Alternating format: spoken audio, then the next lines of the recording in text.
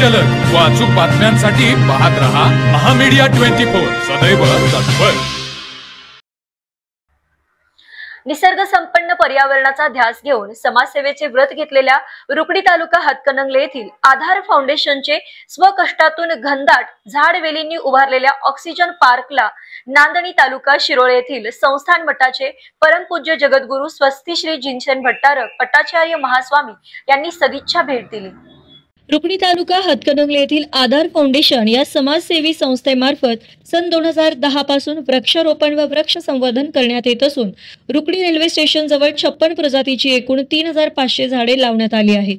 यामध्ये जारूळ, कडुलिंब, वड, पिंपळ, आवळा, चिंच, जांभूळ, करंजी, पाडळ, कनेरी, हिरडा, बेहडा, मोहगणी, भद्रक्ष, गोरख चिंच, शिवण, बकुळ यासारख्या झाडांची लागवड करण्यात आली आहे।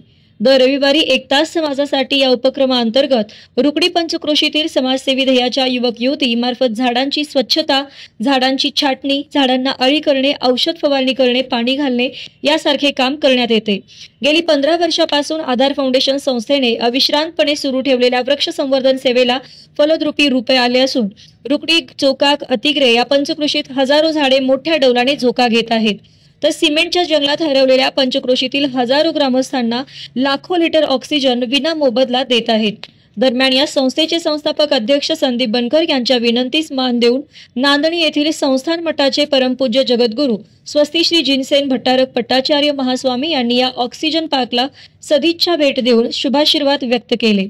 या प्रसंगी त्यांच्या समवेत दिगंबर जैन पंचायतचे अध्यक्ष रवींद्र डिग्रजे, महाराष्ट्र पत्रकार संघाचे जिल्हाध्यक्ष अनिल उपाध्ये, पत्रकार भगवान पोळ, सर्जेराव कांबळे, रुकडी पत्रकार संघाचे अध्यक्ष रोहन देसाई तसेच पुष्पक पाटील, तात्यासू।